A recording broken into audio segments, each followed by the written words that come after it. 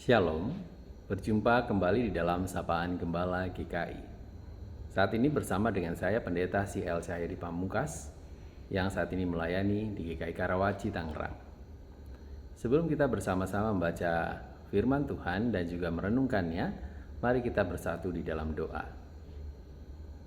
Tuhan Yesus, kami mengucap syukur Engkau menyediakan media ini untuk kami bisa bersekutu bersama dengan Engkau dan bersama dengan seluruh umat-Mu.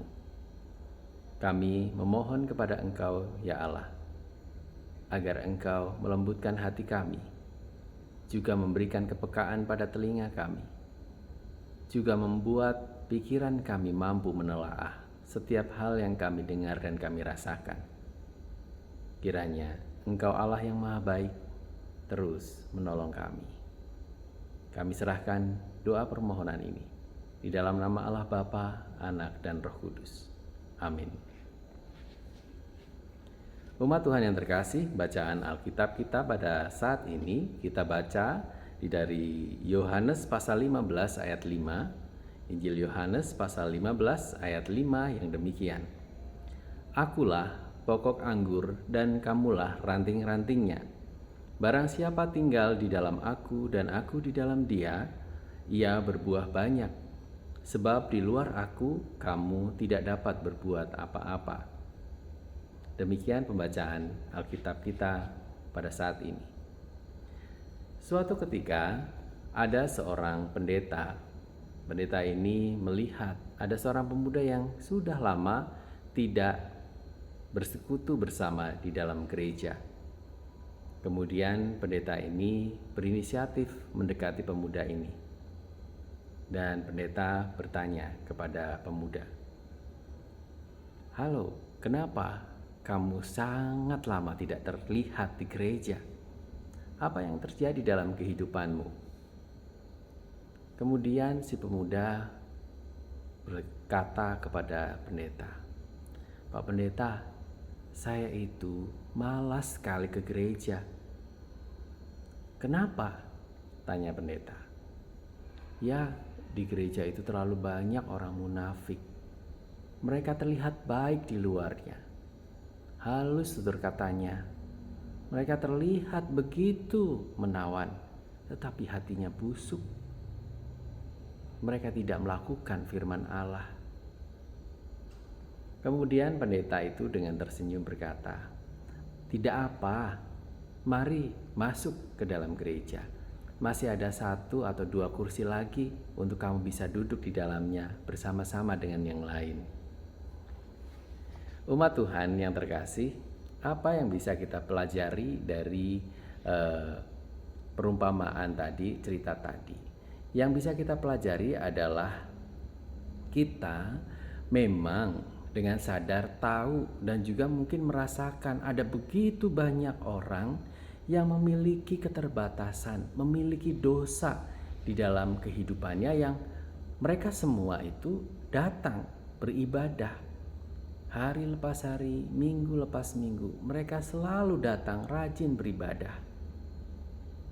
Bahkan kita pun tahu ada begitu banyak pendeta, begitu banyak penatua yang seharusnya menjadi pemimpin teladan iman umat. Justru mereka melakukan dosa dan mereka tetap melayani. Tetapi apakah ibadah ketika kita datang ke gereja itu adalah waktu kita atau cara kita untuk menjadi pengadil atau hakim bagi sesama, dan kita menunjuk orang lain, "Oh kok dia berdosa, dia berdosa, dia berdosa." Apakah ibadah adalah cara kita untuk menjadi hakim dan menilai sesama kita atas kesalahan dan dosa mereka? Apakah itu fungsi atau makna kita beribadah kepada Tuhan?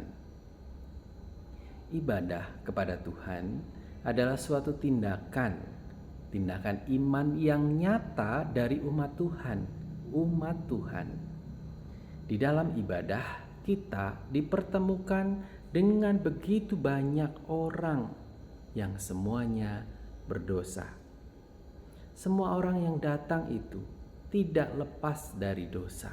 Semuanya mereka memiliki dosa, kesalahan, dan mereka semua datang dan disucikan oleh Allah. Datangnya umat di dalam ibadah bukanlah hanya keinginan umat itu sendiri, tetapi juga karena ada undangan Allah. Maka di dalam liturgi kita juga menghayati adanya ordo atau bagian tentang panggilan beribadah. Karena Allah sendiri yang meng-create ibadah itu. Allah sendiri yang berinisiasi untuk memanggil umat di dalam ibadah. Dan sesuai dengan firman yang kita baca bersama, akulah pokok anggur dan kamulah ranting-rantingnya. Kita ini datang beribadah karena apa?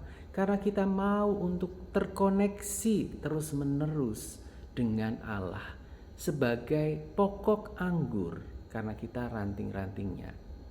Dengan kita terus mau datang beribadah, dengan kita terus mau memelihara persekutuan, maka kita itu terus nemplok pada sang pokok anggur. Dengan demikian, apa yang terjadi? Kita akan terus bisa hidup. Kalau kita memisahkan diri dari persekutuan, kita itu menganggap sia-sia ibadah, berarti kita sedang berusaha melepaskan diri kita sebagai ranting dari pokok anggur. Apa yang akan terjadi nanti? Yang terjadi adalah kita akan mengalami kekeringan. Kita akan mati karena tidak ada sumber nutrisi yang masuk di dalam hidup kita. Firman Allah itu begitu luar biasa menjadi sumber kehidupan dalam hidup kita.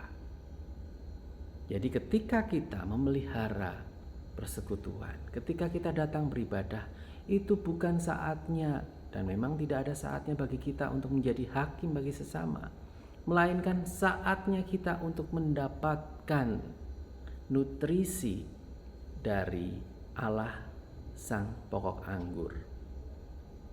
Jadi bagaimana dengan hidup kita saat ini? Bagaimana dengan ibadah kita saat ini? Apakah kita beribadah dengan tetap tertuju kepada Allah? Atau justru mata kita jelalatan, melihat, menilai sesama kita yang lain, melihat dan kemudian menjadi hakim atas sesama? Dan kemudian kita mendengarkan firman, tapi firman itu tidak masuk di dalam hati, melainkan kita pakai sebagai peluru untuk nembakin sesama kita. Apakah seperti itu ibadah kita? Atau kita justru tertuju, terarah kepada Allah? Allah yang mengasihi umat sehingga kita pun mengasihi Allah dan umatnya. Kiranya renungan ini menjadi penolong bagi kita untuk terus mengingat Tuhan, terkoneksi kepada Tuhan, sehingga hidup kita senantiasa berbuah dan menjadi berkat. Amin. Kita bersatu di dalam doa. Ya Allah, Sang Sumber kehidupan, kami datang kepada Engkau. Kami mohon ampun jika selama ini kami belum memahami arti ibadah dengan baik. Kami menyalahgunakan ibadah sebagai sarana kami untuk mengunggulkan diri, memperlihatkan diri kami yang lebih daripada yang lain. Kami beribadah bukan untuk berkoneksi dengan Engkau, melainkan untuk menghakimi sesama. Allah, kami telah tahu begitu pentingnya kami terkoneksi dengan Engkau. Tolonglah agar kami terus memelihara persekutuan, hidup di dalam persekutuan, dan beribadah sesuai dengan kehendak Tuhan. Kami serahkan hidup kami seutuhnya di dalam-Mu. Kami yang penuh dengan pergumulan ingin terus melekat kepada Engkau, Sang Pokok Anggur Kehidupan. Amin. Kiranya Tuhan memberkati kita.